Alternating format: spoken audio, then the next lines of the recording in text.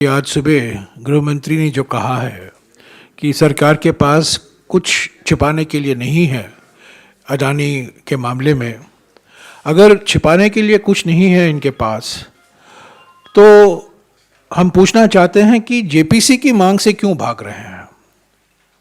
JPC की मांग से न केवल भाग रहे हैं, पर उसका जिक्र भी करना नहीं देते हैं हमें संसद में, लोकसभा में और राज्यसभा में।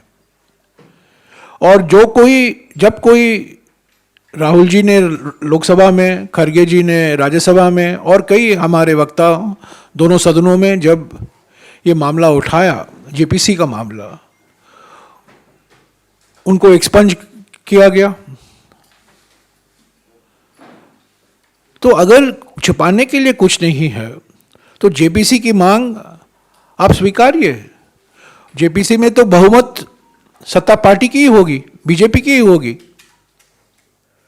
जेपीसी को एक समय सीमा दीजिए और जेपीसी को कहिए कि जांच कराएं, और जांच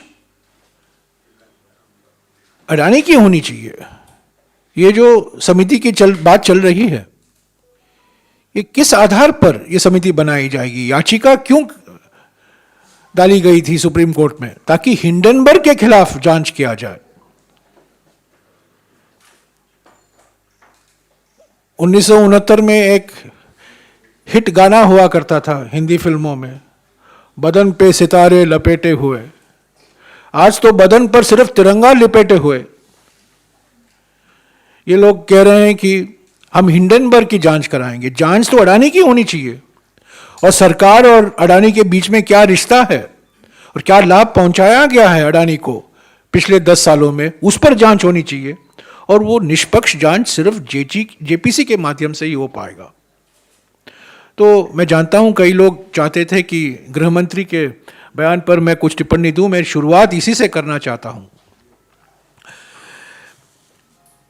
कांग्रेस पार्टी हमेशा, मैं कुछ चीजें स्पष्ट करना चाहता हूं, कांग्रेस पार्टी हमेशा निजी निवेश के पक्ष में रही है। कांग्रेस पार्टी मानती है कि हमारी आर्थिक तरक्की भारी मात्रा में निजी निवेश पर निर्भर होगा। निजी निवेश को प्रोत्साहन देने की जरूरत है।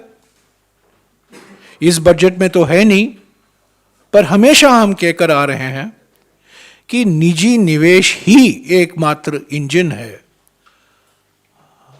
हमारे अगले 10-20 सालों आर्थिक तरक्की जो हम चाहते हैं, वो निजी निवेश के ही माध्यम से हो पाएगा। तो निजी निवेश के लिए प्रोत्साहन देना बहुत जरूरी है। ये हमारा पहला सिद्धांत है। दूसरी बात, हम हमेशा ये कहकर आ रहे हैं कि हम उद्यमशीलता के पक्ष में हैं। उद्यमशीलता को और भी बढ़ावा देने की जरूरत है। उद्यमशीलता से नए उद्योग शुरू होंगे, नया व्यापार के दरवाजे खोले जाएंगे, युवकों को रोजगार मिलेगा। उद्यमशीलता ही एक रास्ता है हमारी आर्थिक तरक्की के लिए। तीसरा हमारा सिद्धांत यह रहा है कि हम अंध निजीकरण के खिलाफ हैं। जिस तरीके से निजीकरण किया जा रहा है, सार्वजनिक संपत्ति बेचे जा रहे हैं, उसके हम खिलाफ हैं। जो सार्वजनिक कंपनियां, जो पब्लिक सेक्टर कंपनियां मुनाफे में चल रहे हैं, उनको भी बेचा जा रहा है। इसीलिए मैंने कहा अंध निजीकरण के खिलाफ हैं। निजी निवेश को प्रोत्साहन देना जरूरी है, पर इसका माने यह नहीं है कि public sector bank, public sector insurance कंपनियां, पब्लिक सेक्टर इंफ्रास्ट्रक्चर को आप बेचते रहेंगे। ये कांग्रेस पार्टी बिल्कुल इसके खिलाफ है। चौथा सिद्धांत, हम उदारीकरण में विश्वास रखते हैं। 1991 में जब मनमोहन सिंह जी वित्त मंत्री थे, उदारीकरण की शुरुआत हुई थी। हम उदारीकरण में पूरा विश्वास रखते हैं, पर ये उदारीकरण विनियमित मंडी के आधार पर होना चाहिए, नियम होने चाहिए, संस्थाएं होनी चाहिए, और ये संस्थाओं को स्वतंत्र रूप से चलने का अधिकार होना चाहिए, ताकि ये जो नियम बनाया जाता है इसको एक निष्पक्ष तरीके से और पारदर्शिता से ये लागू हो।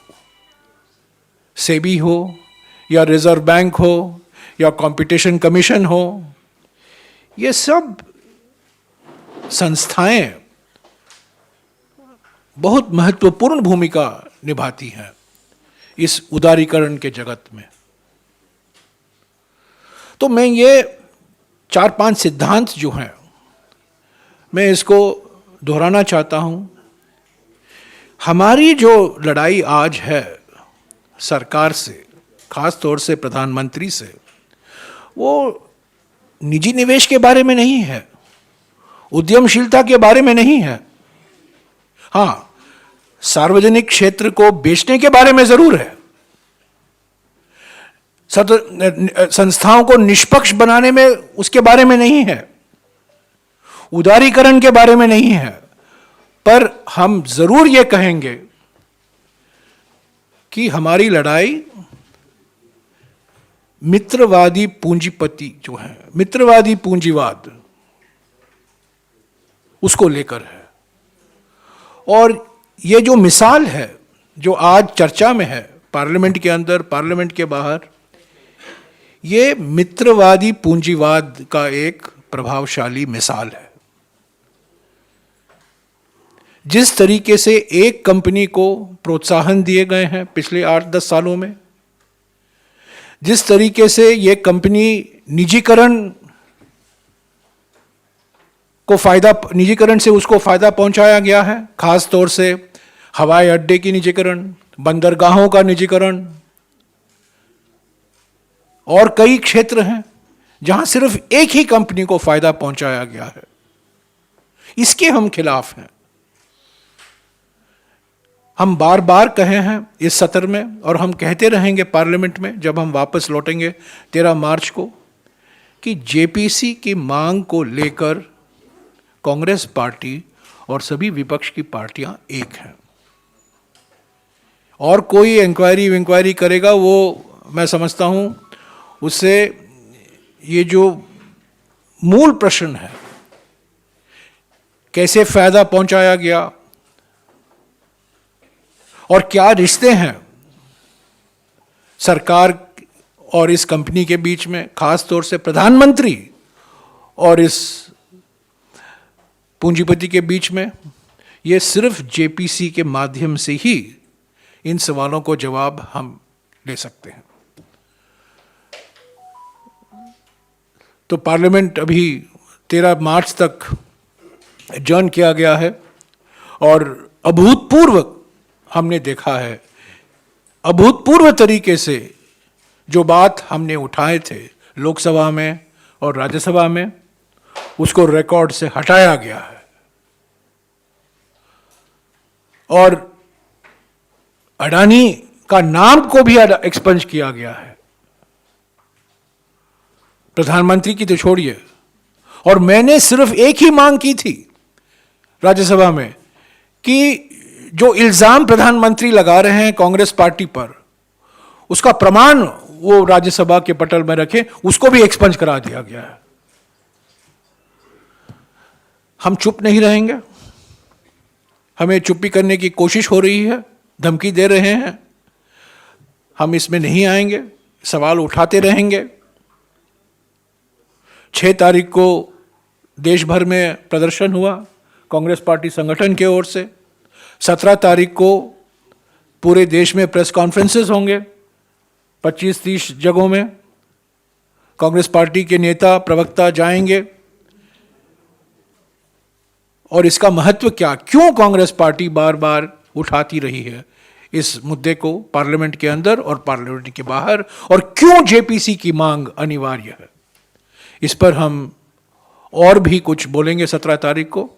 पर आज मैं ये सिर्फ कहना चाहता था कि जो लड़ाई है, जो हम बात उठा रहे हैं, ये निजी निवेश से संबंधित नहीं है। आज हमारे देश में करीब 3 करोड़ परिवार हैं जो शेयर बाजार में प्रतिभागी हैं। करीब 3 करोड़ परिवार, ये छोटा आंकड़ा नहीं है। 3 करोड़ परिवार हैं जो शेयर बाजार में प्रतिभागी हैं। इन्वेस्टर प्रोटेक्शन चाहते हैं, उदारीकरण चाहते हैं, पर निजीकरण नहीं चाहते हैं। निजीकरण के बिल्कुल हम खिलाफ हैं। और हम चाहते हैं कि जो संस्थाएं हैं, जो बनाए गए हैं, सेबी, पहले से रिजर्व बैंक तो है ही है, और कई रेगुलेटरी बॉडी हैं अलग अलग क्षेत्रों में, उनको स्वतंत्र रूप से अधिकार दिया जाए कि वो निष्पक्ष तरीके से वो अपना काम करें। अंत में मैं ये कहूँगा कि आज सुबह मैंने खुद सेबी के अध्यक्ष और रिजर्व बैंक के गवर्नर को खत लिखा है और उनसे ये मांग की है कि इस अडानी मामले पर वो निष्पक्ष जांच कराएं, और जो कुछ जांच कराने की ज़रूरत है और जो कार्रवाई उनको करनी है उनको वो करें, और डरे नहीं सरकार से और मंत्रियों से और प्रधानमंत्री से।